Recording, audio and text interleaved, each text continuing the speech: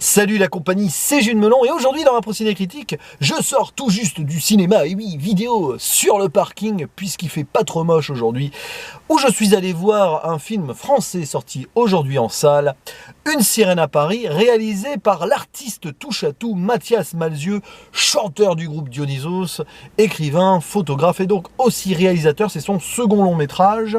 Au casting de ce film, nous retrouvons Nicolas Duvauchel dans le rôle principal, Marilyn Nima qui joue la sirène, mais aussi Rossi de Palma, Tchéky Cario ou encore Roman Moringer, tiens pour ne citer que cela, il y a aussi Alexis Michali qui est une apparition très brève du chanteur Kali, voilà.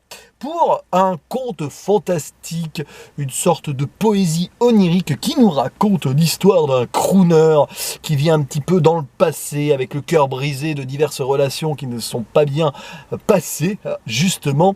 Et un beau jour, alors qu'il finit de chanter sur la péniche bar cabaret de son père, il va repêcher une sirène, et oui, qui est remontée sur les quais donc de Paris puisque la Seine était en crue. Voilà, histoire totalement improbable, et peut-être une histoire d'amour, oui ou non, entre cette sirène prénommée Lula, et pas Lilou, j'ai pensé au cinquième élément à certains moments du film, et paf, à ce moment-là, hop, elle dit son prénom, c'est drôle, et donc ce chanteur, un petit peu paumé, une sorte d'homme grenier qui a du mal à se séparer de ses souvenirs, qui vit un petit peu dans le passé, avec un livre retraçant l'histoire de sa famille qui a créé cette péniche bar, qui s'appelle d'ailleurs le Flower Burger, bon bref, il va se passer quelque chose entre les deux, et vous rajoutez à ce petit duo quelques personnages secondaires assez, on va dire, fantasques, tels que la voisine qui s'appelle Rossi, et jouée par Rossi de Palma, on dirait presque qu'elle fait son propre rôle, le père donc du chanteur qui s'appelle Gaspard, joué par Tchéky Cario, et cette médecin jouée par Roman Moringer qui va à tout prix vouloir retrouver la sirène pour des raisons que je ne vais pas évoquer ici pour pas trop spoiler le métrage. Alors il faut déjà savoir que je découvre l'univers de Mathias Malzieu ici en film, je connais un petit peu sa musique, tiens anecdote d'ailleurs, je l'avais rencontré dans un train pour Montpellier parce que le monsieur est originaire de Montpellier il y a plusieurs années, on avait discuté 2-3 minutes comme ça, je l'avais reconnu et tout, voilà, petite anecdote, ça ne sert absolument à rien ce que je dis, mais j'avais envie de le raconter.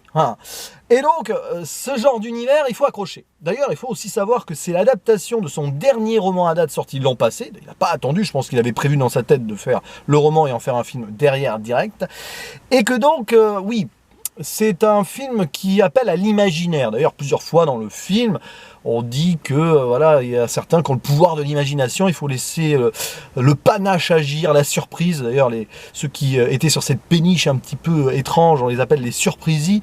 Voilà, bref, il faut rentrer dedans. C'est pas facile. Personnellement, je suis complètement rentré dans le truc au début du métrage, c'est super bien fait, super soigné au niveau des lumières, la mise en scène est assez intelligente d'ailleurs, parce que elle est à la fois dans le réalisme de la situation et le côté absolument hors du temps. C'est aussi, on va dire, en emphase par rapport au personnage principal qui donc joue un crooner old school dans cette péniche qu'il est tout autant. Pendant les 10-20 premières minutes du film, tu te demandes si le métrage se passe pas dans les années 40 quoi. Mais non, on est bien dans la vie réelle, enfin dans la vie réelle et dans le monde d'aujourd'hui. Et il y a ce mélange qui se fait super bien. Et en fait, c'est une belle histoire. Franchement, si tu te laisses porter, c'est assez magique. Cependant, le film fait plus d'1h40 et à un moment, vers les 3/4, les 2/3 du film, tu te dis « Ah, c'est un poil longué sur le rythme, il y a des choses qui sont intéressantes, mais ça a du mal à se conclure jusqu'au final qui est assez intéressant, vraiment. » Mais donc voilà, c'est peut-être le genre de film qui sur 1h20 aurait mieux tenu, je pense. Mais c'est quand même très intéressant. Il y a pas mal de thématiques abordées, donc la référence aux souvenirs, aller de l'avant ou non, laisser place à l'imagination ou être plus terre à terre, l'amour évidemment, puisque cette sirène, tout le monde tombe amoureux d'elle quand elle émet ce chant, voilà l'appel de la sirène, et forcément les hommes qui tombent amoureux d'elle meurent, c'est comme dans la mythologie. Sauf que le personnage principal, lui, il a son cœur complètement défait par divers chagrins d'amour, et il ne croit plus en l'amour. C'est pour ça qu'il arrive à se rapprocher d'elle, et tout l'intérêt du film va résider dans ce paradoxe, c'est-à-dire il s'attache à elle, mais donc il est immunisé. Sauf que en s'attachant à elle, si jamais vraiment une relation démarre, il est condamné quelque part. Et vous avez le personnage de la sirène qui est un petit peu ambivalent aussi, un petit peu mystérieux, on ne sait pas trop, etc. Puis à un moment elle parle. Mais ouais, il y a quelque chose de voilà, d'évasif là-dessus, mais ça va bien avec l'ambiance, donc je l'accepte totalement.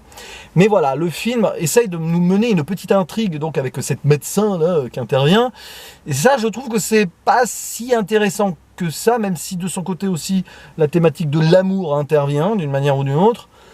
Mais voilà, il est un petit peu mal dosé, et dans le sens où il fallait cela pour donner un intérêt à faire un long métrage sur l'ensemble, et j'imagine que dans le roman il doit y avoir à peu près la même histoire, puisque Mathias Malzieu adapte lui-même voilà, son écrit.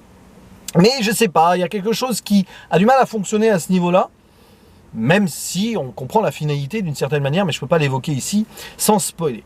Donc ouais, c'est un métrage que je vais vous conseiller si vous avez envie de voyager ailleurs. Et d'ailleurs, c'est intéressant parce que, je finirai là-dessus, je n'avais pas prévu d'aller le voir, du moins au cinéma.